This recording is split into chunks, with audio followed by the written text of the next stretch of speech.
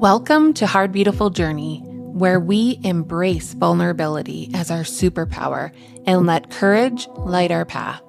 I'm Tiff Carson, here to share heartfelt stories of healing, grief, and resilience.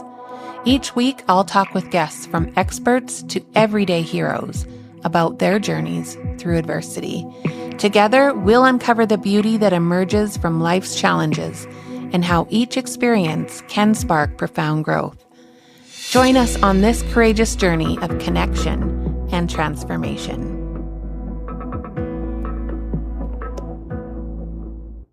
Hello, everyone. Welcome back to Hard Beautiful Journey.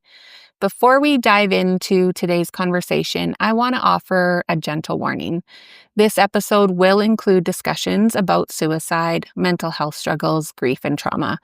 If you are in a vulnerable place, please take a moment to check in with yourself and decide if this is something you're able to hold space for today. Your well-being matters, and if you need support, please make sure and reach out to someone you trust or a professional resource. Grief is a journey that none of us choose, but one that inevitably shapes us. And today I am honored to welcome someone who has walked through the fire of loss, trauma, and healing with courage, creativity, and vulnerability. Paula Di Marco is a writer, visual artist, and mental health advocate whose life took an unexpected turn after her partner Alex passed away to suicide in 2021. Through her art and words, she has not only processed her own grief, but has also created space for others navigating similar pain. In this conversation, we're diving deep into the realities of loss, the complexities of loving someone with mental illness, and the resilience it takes to rebuild after tragedy. My hope for you is that this conversation reminds you that healing doesn't mean forgetting. It means finding a way to hold both the pain and the beauty in the same breath. And that from the darkest moments, something deeply meaningful can emerge. And if you choose to listen, I invite you to do so with gentleness toward yourself. Welcome to Hard Beautiful Journey, Paula. Thank you so much. What a beautiful intro. I was like, I think I'm going to cry in the first minute. Thank you so much for being here. I know that this is a really hard journey that you have been on. Just as a quick intro, Paula and I met through a brand builders group, and we knew that we needed to talk. And Paula reached out and we had a really beautiful conversation. And after that, I knew I needed to have you on my podcast and that you're willing to share your journey. So thank you for being here. Yeah, thank you for having me. It's an honor. So you have endured an unimaginable loss. And when you told me about your story, my heart was so broken for you. But you've turned your pain into something that now gives others hope and understanding.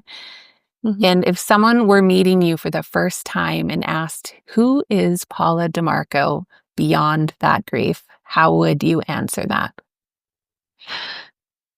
I think that what always comes to mind is that I'm an artist, I'm a writer now, and I'm a cat mom.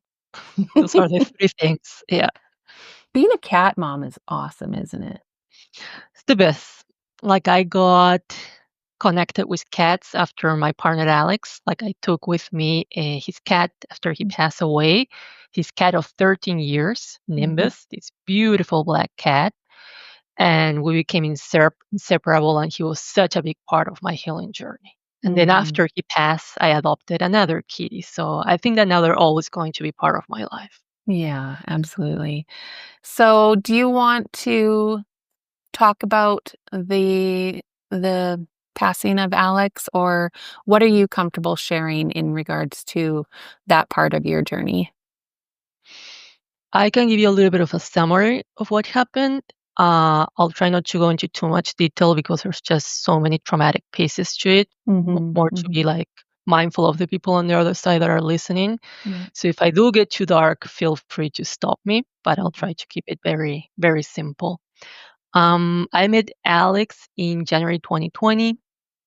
Um, it was one of those COVID relationships. Like we met, we hit it off, things were going great. The pandemic hit, and we became each other's isolation buddies.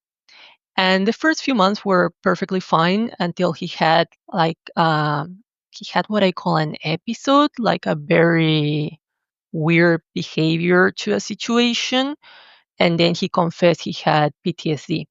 Mhm. And at the time, I thought it was mostly from he was a veteran. He had been in medical missions in the Middle East, all over the place, and recently. So I always assumed it was from war. And I told him like I was very understanding and compassionate. I was like, we can totally be together as long as you get help, right? Mhm. Mhm. Because we can't just pretend that these kinds of reactions are okay. Mhm. And he got help. Things progressed well. There were some episodes in the meantime, right? I was not expecting him to just be cured overnight, and especially with PTSD, it's not something that you're cured from, right? It's something that you learn to manage your Mhm. triggers and your episodes.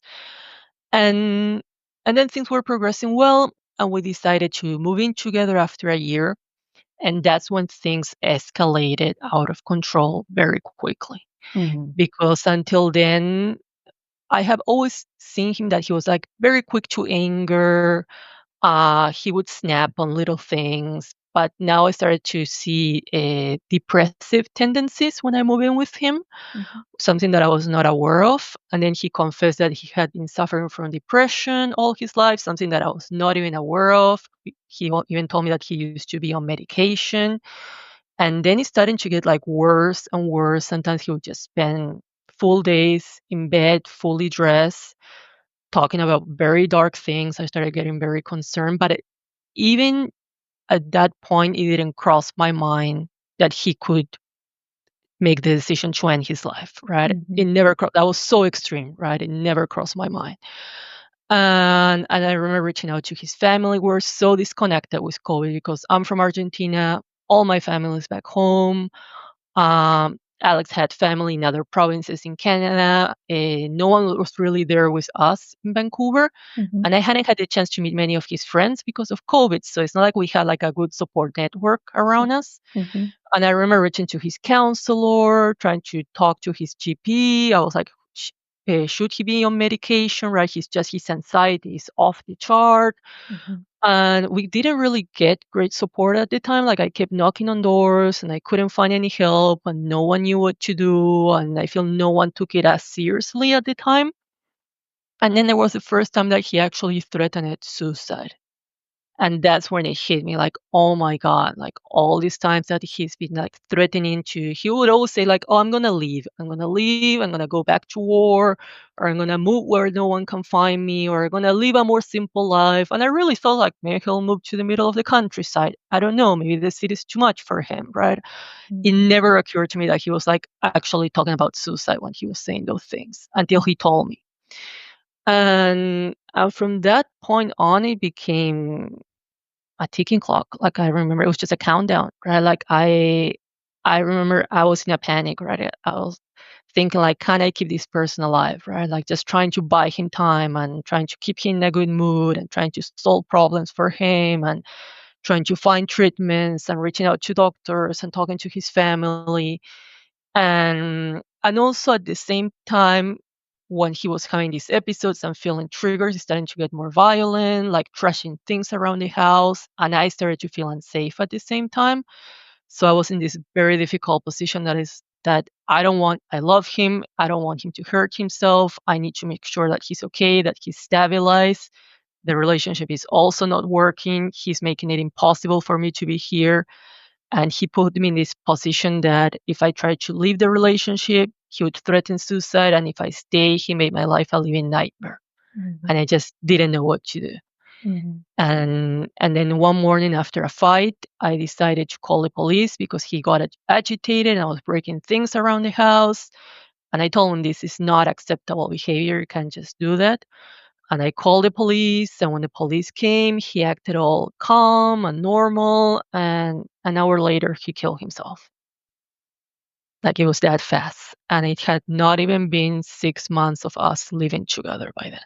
Like, it Mhm. happened so fast that I feel it took me months and years to process what had happened. Like, I didn't have time to catch up to Mhm. how fast things were escalating.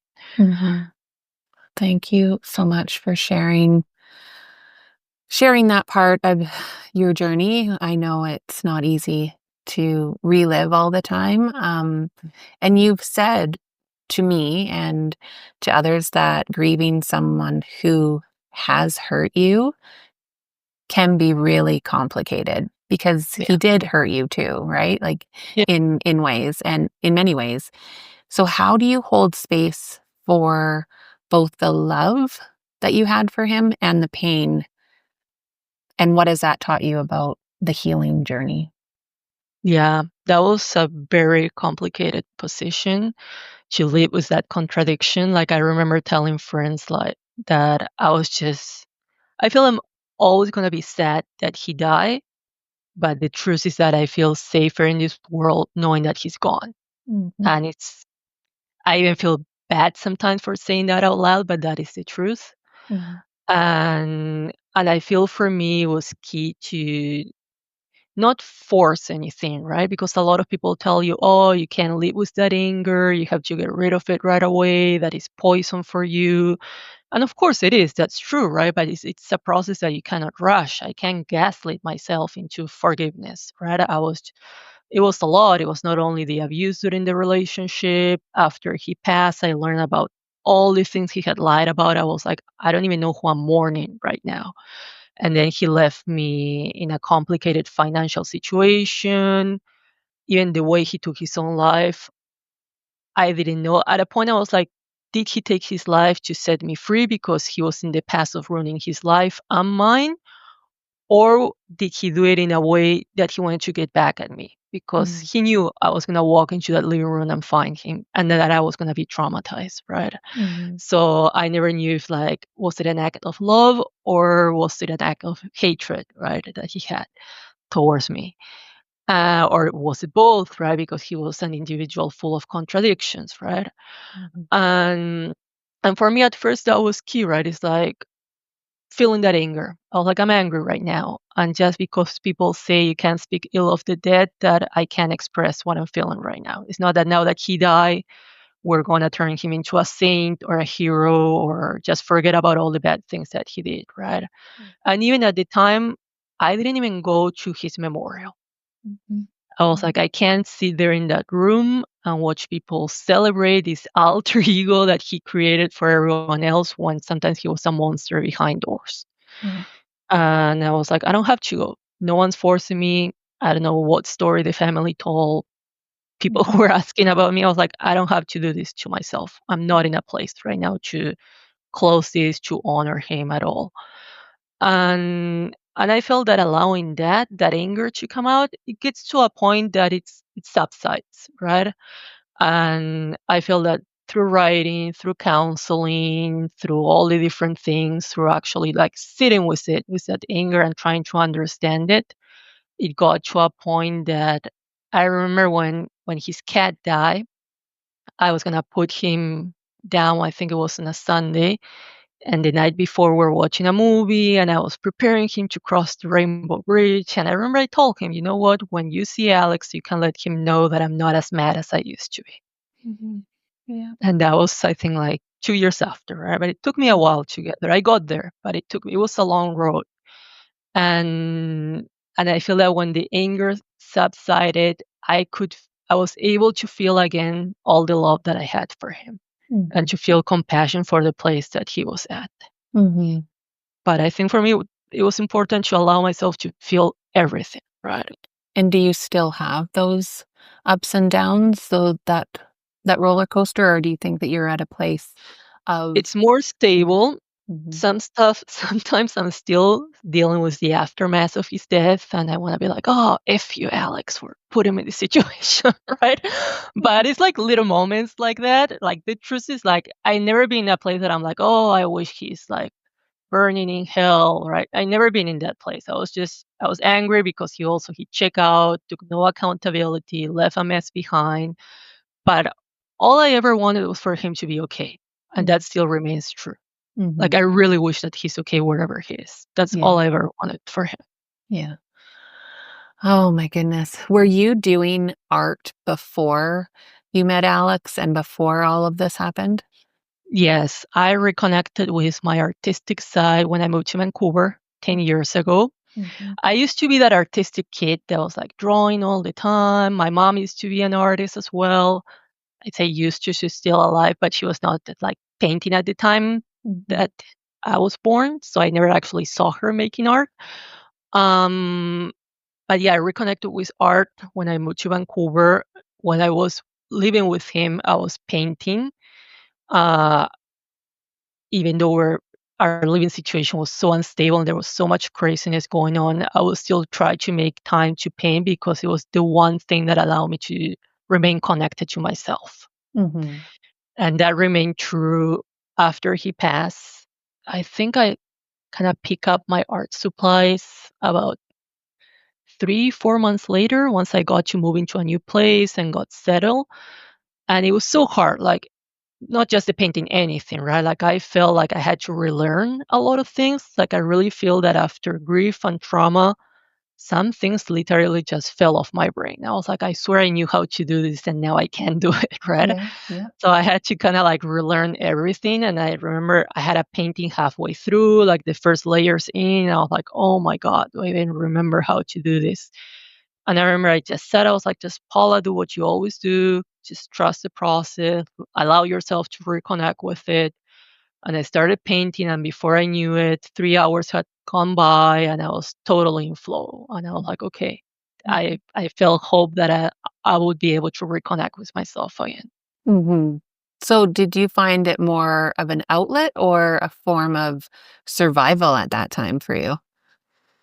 I think both. I think the one that was more survival was the writing because that was new to me. That was Mhm. completely new. Like, I have always loved words and communication, but I'm a visual person. I would never like sit down to write. Maybe a little bit of journaling here and there, but that was it. Mhm. But writing, I started writing the week after he died. Like, Did that you? soon. Yeah. Mhm. And I didn't think I was gonna write a manuscript or a blog at the time. I was stuck in a loop those days reliving the events of that morning when I found him, and I couldn't stop. I kept thinking, "Yeah, I came back through the back door and this and everything." It was the whole day. And then I was like, "Why don't you sit down and write down every single detail of that morning?" Because I feel my brain was doing that exercise of, I really don't wanna think about this, but I'm afraid I'm gonna lose it if I don't hold on to the details. Mhm. So I was like, I'm just gonna write everything down and see if that helps. And I felt so good after it. I managed to kind of let it go. Mhm. And then I was like, maybe you should keep writing and see like other episodes that I had with him that didn't make sense or left me thinking. And they were like isolated essays. And then I was like, you know what? Maybe I should just tell the whole story of what happened. Mhm. Like, no embellishments, no sugarcoating, no censoring, just things as they happen. And that's what I did. Mhm. I started writing and writing and writing. And during many times, because Alex's death was like the main thing that happened, but it was like years, it was like at least 3 years of just one challenge after another, Mhm. culminating with like the death of my cat, my beloved cat. And and I felt that at times like writing was the thing that kept me going, just kept me going. It was like a shelter and a friend and my muse, right? And this space that hold me, this space where I could come and drop every dark thought and thing that was happening to me. And because sometimes I look back and I'm like, how was this grief brain and all the tiredness that I had and the little energy and the many things I couldn't do because my brain was not working. How did I manage to write a full manuscript in English, which is not even like my mother tongue? Like, now I think about it and it's like, how? And then I Yeah. was like, no, I was fueled by something else, right? Like, I Mhm. knew it was a lifeline. Mhm. Did you find that, it was releasing just the pain as you were writing the words out and, like, allowing more love for him to come back? and Yes, compassion? yes, I think that at the end I got to that place, but I feel it really allowed me to dive deep into what I was really feeling. Mhm. And I got to process things in a way that I don't even know how I would have managed to process that any other way. Because at first, I remember this specific chapter that I was writing when my cat Nimbus passed. And for the longest time, I thought I was feeling guilt about his death. And that's, I think, is very common with a Mhm. death by suicide, right? It's the first thing because you're Mhm. like, What could it I feels have so done? preventable, right? Yeah, yeah. Compared to other days, I was like, well, it's completely out of your hands, right? But it feels so preventable. And I remember going through all these what if scenarios and what if I had done this and that, right? And I knew it was not my fault, but still, like I always, all the feelings of guilt kept coming back. Mhm. For some reason, when my cat died, he had a brain tumor. That was something that I could have done nothing about it. I felt guilty right away. I was like, how can this be? Like Alex lived with you for 6 months and he died.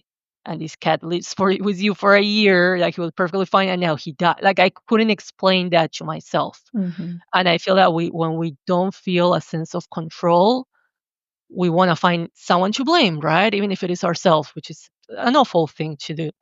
Mhm. And I remember that for the longest time I felt it was guilt. And then when I finished writing those chapters, I realized it's not guilt, it's fear. It's fear because now I know that something terrible can happen to the people I love and I might not be able to do anything about it. Mm, And mhm. I didn't get there until I finished writing that chapter. And that's a deep realization, right? Yeah. Is that And we don't have control over we that. don't. And it's so terrifying, right? Mhm. Yeah. Absolutely. So, so many people talk about after, the loss of somebody, like, moving on, Yeah. but you've embraced a different perspective on it, and it's one that acknowledges carrying grief forward Hmm. rather than leaving it behind. How has that mindset shift for you changed your relationship with healing? Yeah. I think that for most grievers, because of all the things that you hear online and in movies, maybe in books. And now I think it has gotten better, but you're chasing this 1 year finish line, right? You think that if you reach the 1 year, that's it, right? Everything's going to be better. You just have to make it through the first year. And I thought as well that I could cheat grief. I was like, oh, I'm going to work so hard on myself and then I'm going to get my life back and it's going to be fine. And then I realized that after the first year, I still have the waves of grief and I panic. I felt so defeated. I was like, oh my God, this is actually going to be with me for the rest of my life, right?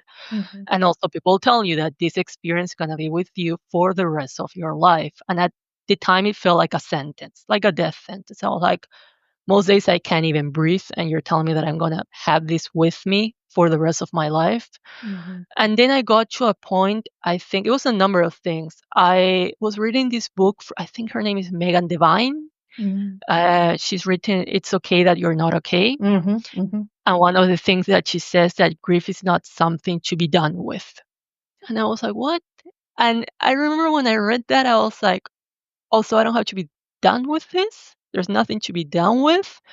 And it feels so freeing, right? Because I was trying to complete an impossible task. And I was like, okay, I don't have to be done with it. mhm, And then as I started to also learn how to hold space for it, and that happened during my suicide grief support group. mhm, Like I really, in those groups, you really have to, you sit there and there's this collective sadness in the room that you can't even breathe. And people start telling you about the person that they're lost and their stories. And you start seeing all your pain reflected back to you. And you have this impulse of just getting up and never coming back. And you keep showing up week after week, and without realizing it in the process of holding space for them, you're learning to hold space for yourself, mm, right? mhm, And that at that point, I realized like, oh wow, I can still hold all this pain, but I can still live a wonderful life. It's not one or the other. And I mhm, started to honor this pain, right? This pain keeps me connected to Alex. It It made me a writer. It inspires my art. It shaped me into the person that I am today. So I completely changed my relationship to it. Mhm.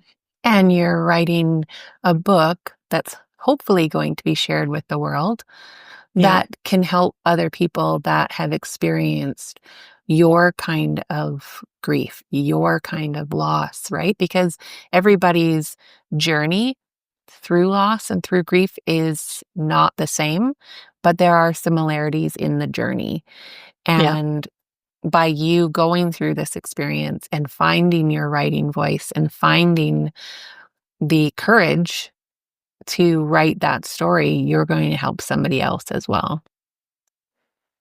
I So, hope so. Yeah. That's always the goal, right? When you're sharing your story to offer comfort, hope, to connect with others. Yes. yeah, absolutely.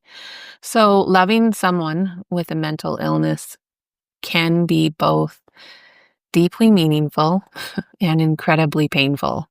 I know that. I've lived that as well. Looking back, what do you wish you had known about navigating love and mental health, mental illness? Yes. I feel mental illness should never become a get out of jail free card. Right. It should never become an excuse for abusive behaviors or violence or anything like that. And I wish I had known that at the time. I feel I made the mistake. And I remember one of my counselors pointed out, I would always see that there was this Alex that was like my sweet, loving Alex, and then this PTSD Alex. And for me, there were two different people. And I remember my counselor told me this might be very hard for you to accept, but that other Alex, the cruel one, the manipulative, the abusive one, that's the same Alex. They're intertwined. And the moment you separate the two, you're allowing Alex to not take any accountability for his actions. And I made the mistake of moving from a place of supporting him to enabling him. Mhm, And now I know that, and I repeat this to myself always, right? Like a relationship should never cost you your well being. And sometimes we make the mistake of thinking that renouncing to your well-being is part of like, oh yeah, relationships are hard work. No, that's not what people mean, right? When they say that, right? You should never be renouncing to your well-being. mm-mm. You need to take care of yourself. Yeah. Otherwise, it's pointless. You are Yeah. important in every relationship, right? Totally.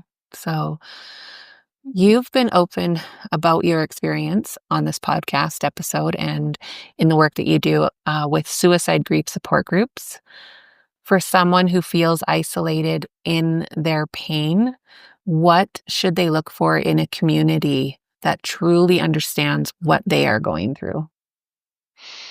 Yeah. I think for me at the time it was key. I was tired of like feeling like an outcast. Like I feel that people would tell me all the time, I can't imagine what you're going through. Like no one even knew someone else that had gone through something similar. And I was like, oh my God, if I hear that expression one more time, I'm gonna snap. I was like, I need to be surrounded by people who can relate.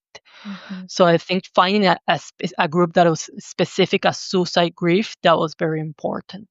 And then it should be always a non-judgmental space, right? Once you're there, like I remember someone even mentioning during the first sessions their own feelings of wanting to take their own lives, right? Which I think is something mhm, that a lot of people feel, right? Even if you're not planning to action in it, but when you lose someone you love very much, no matter the circumstances, it's a thought that comes to your mind.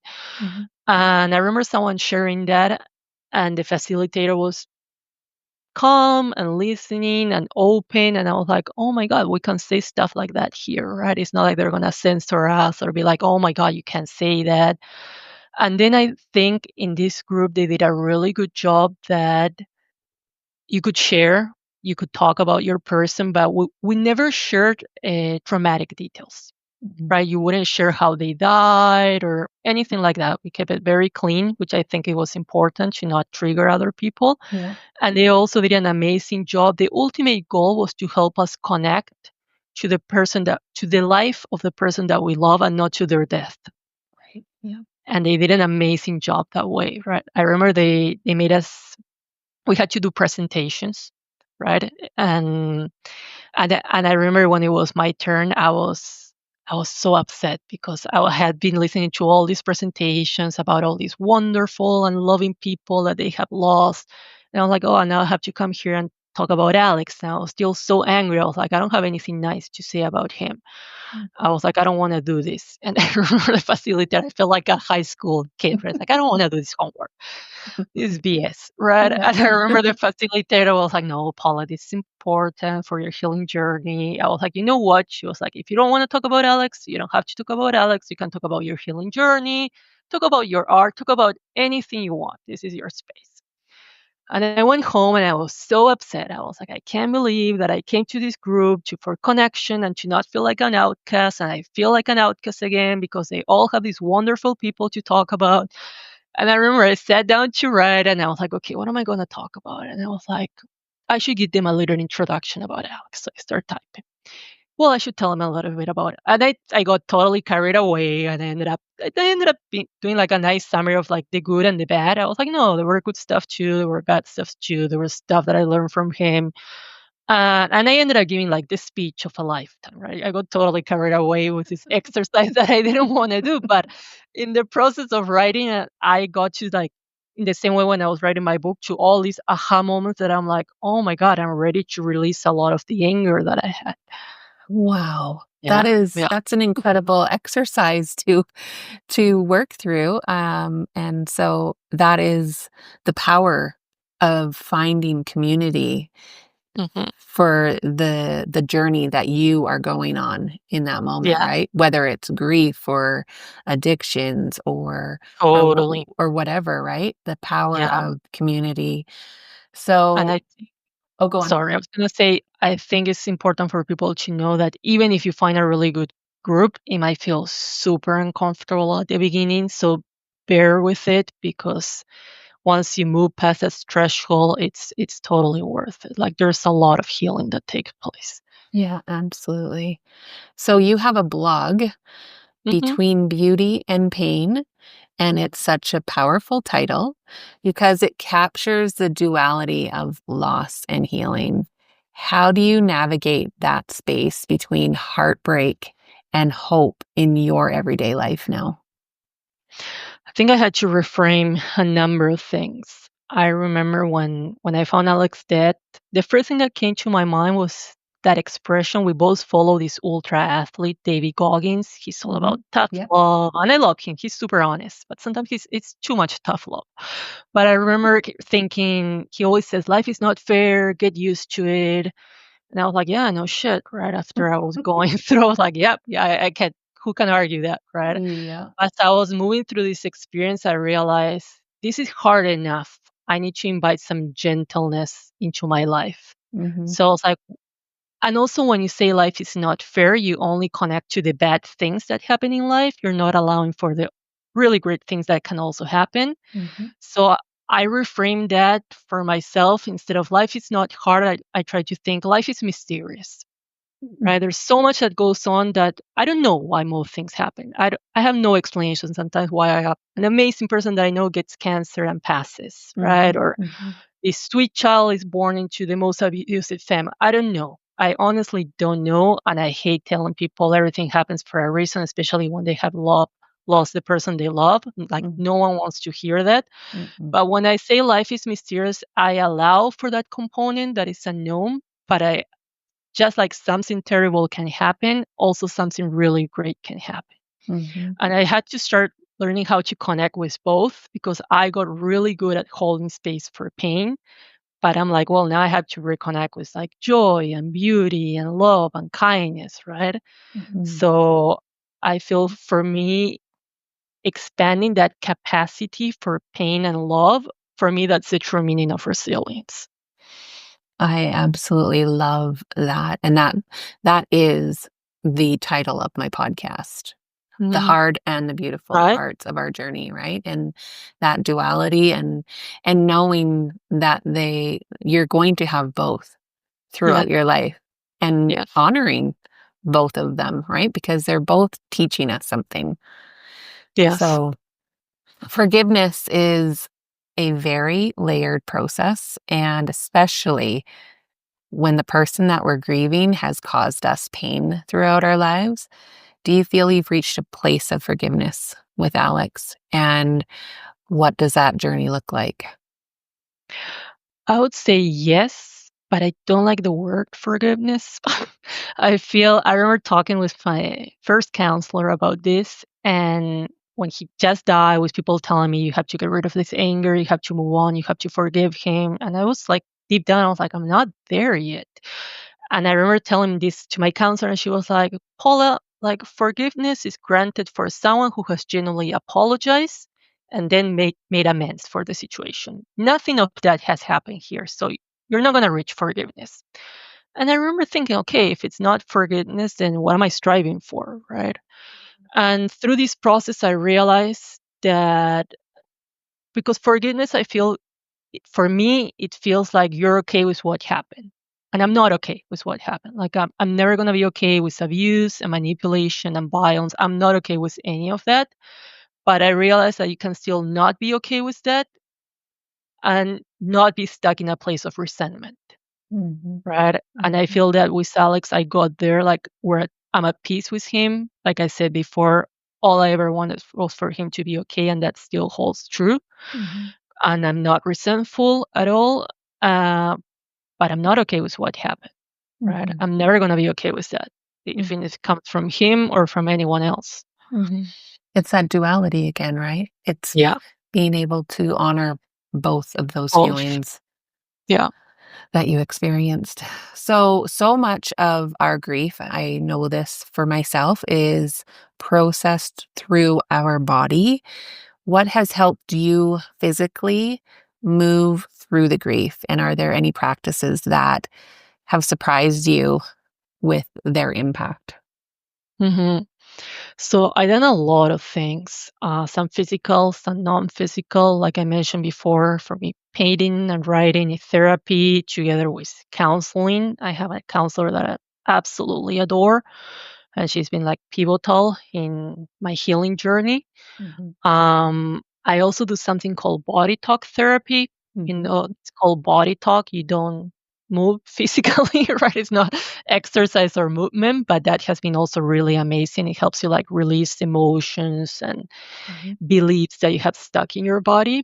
Um, then I love like a good workout, just walking, like a nice walk. Uh, and then I have consulted some specialists like for acupuncture and naturopath. Like I had a lot of health issues since Alex died. Like it really took a toll on me.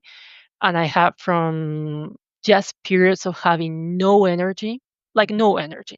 Those 0. days that I'm like, yeah, I know that today I'm gonna try to make it through my work day, take a shower, eat a bite, and crawl into bed. That's all I'm gonna do. Right. And Mhm. I know when I'm in those periods and it's fine, I try to manage it. Or then I get recurring colds, right? My immune system is at an all times low and I catch everything, right, that it's around. So Mhm. I've been working with a naturopath and acupuncture to help me boost my immune system. Mhm. And then I had in 2022, I had a big health scare. Um, I had a polyp sitting in one of my vocal cords and they had to Mhm. operate. And at the time, they didn't know if it could be cancer or not. Mhm. And I thought, what a coincidence, right? That during that relationship, I felt that I had lost my voice because I stopped standing out for myself, right? Just allowing things. And Right. then I had this, right? Mhm. And then Nimbus got sick. So sometimes I wonder how much of what was happening to me he absorbed, right? Right, Yeah. absolutely, yeah. Oh, wow. But you're okay? I'm okay. It ended up just being a polyp. It's funny Okay. because at first they told me, oh, it's a polyp, it's nothing. Mhm. Then when a few days before the surgery, they tell me, "Oh, it could be cancer," and I was like, "Oh, great!" It was like my just 5 days before my birthday. I was like, "This is awesome, great, Yeah. thank you." Right, and then after that, I was like holding my breath until the biopsy came back, and they were like, "Oh no, it was actually a polyp." I was Oh. like, "Well, great." Yeah, Oh, talk about stressful, oh my goodness. right. So, if someone is listening today, Paula, and they are standing in the darkest moment in their grief, in their entire life, unsure how they are going to find a way forward, and I know many of them right now, Mhm. and that they are listening, what would you say to them? So during that stage of early grief, right, the initial shock right after the death, I would say even though the loss is going to be present in your mind the whole time because that's how it is, there's going to be little breaks along the way. And sometimes they're going to be very little. I remember like sometimes just spending some time with my pet watching a show and I would just disconnect from the tragedy, right, that had just happened. Or grabbing a coffee with a good friend. Sometimes it would be 5 minutes maybe that I would get to not think about it, right? Or feel a little of a moment of calm and just beauty, right? So I would say be mindful of those little breaks and try to fill your tank as much as you can. Mhm. And then practice also as much as you can self care because your body's doing so much for you right now to process the loss. So Mhm. you don't want to put it on top of it any unnecessary demands, right? Mhm. So if you can get sleep, try to go for a little walk, try to eat nourishing food as much as you can. Try to take care of your body because it's doing so much for you to process the loss. And then another big one, a tip that I got at the time from a grief counselor was just take 1 hour at a time. Because I remember I went into it with the mindset of take one day at a time. And then she told me, no, that's too much right now. Just 1 hour at a time. What do you must do in the next hour? And if Mm. it's not urgent, you don't have to do it at all. She was like, Mhm. don't feel any obligation, right? Yeah. So that for me was key because when I thought about it, I was like, okay, 1 hour it's manageable. I can do 1 hour at a time. Mhm. And then as I feel that with time, I don't like to give timelines because I feel Mhm. that early grief is different from for everyone. But you'll know when you're out of it. Like for me, it was the first time I felt I could breathe with ease. Like I feel like, oh my god, Like it's you like could my take a full lungs had, breath, right? yeah, yeah, Yeah. yeah. Yeah. I was like, it's like my lungs had finally expanded, and I also knew because you get to that day that their death is not the first thing you think about when you wake up and the last thought you have when you go to bed. Mhm. Yep. I can absolutely relate to that. Absolutely. It's that moment, like you said, when you can take that full breath and where, yeah, you just have a different thought when you wake Yeah. up and it's not, is this real? Did that Right. actually happen? Yeah. Where am I? So absolutely agree with that. So I am going to bring up you on this screen. So Paula, her website here is www.pauladimarco.art, and follow her on Instagram. That is her Instagram handle right there, instagram.com, Paula DeMarco Art. And Paula, tell us a little bit about what you got going on with your book. Like, are you going to be releasing it soon, or what can we expect? I wish I knew. So I finished writing the manuscript last year. I'm in the process of editing. Mhm. Um, I would like to really try to get a book deal. Mhm. I think that's the first route I'm going to go. Then, if I get no traction, I'm going to end up self publishing. Mhm. But in the meantime, I have my blog on Substack where I touch on topics from the book and also other things. Mhm. So if people want to find me on Substack, I'm also Paula Di Marco, and the blog is Between Beauty and Pain. Between beauty and pain. Awesome. Mm. I end every interview asking my guest what they are grateful for today. What are you grateful for today? A couple of things. I don't know if you heard, but it's been sunny in Vancouver in the winter, which never happens. It's been amazing. I was like, why am I so awake and full of energy? It's the sun. It's the So sunshine. it's the Mhm. sunshine. It's been amazing. So that's been one. The second, I released my latest blog post today, and someone I know from my master program reached out to me, and she told me she shared her own story of suicide loss, and she just shared the most beautiful words. Like it's so nice when you put something out like that, and you really get to connect with someone, right? So I felt super grateful for that. And then for this moment, I was really looking forward to have more time to chat with you. Oh, thank you. I absolutely loved our first conversation. Mhm. And honestly, when you agreed to be on the show, I just know how many people it's going to help, including somebody that I went for lunch with yesterday, an old friend from high school that I hadn't seen in many, many years because I'm 50. um, and she experienced the same thing as you. Okay. And I just was like, what?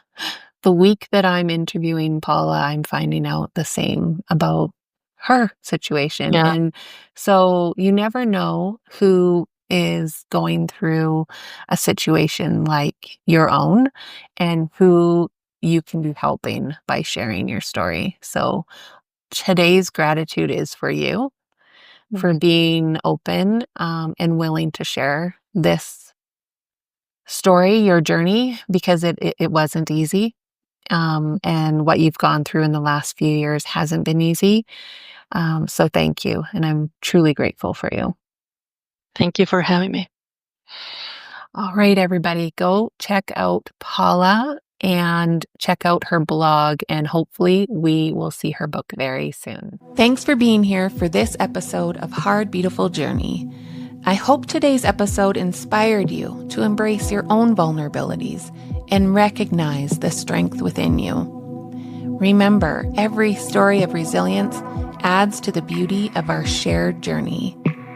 If you enjoyed this episode, please like, subscribe, and leave a review. Your support helps me spread hope and healing to even more listeners.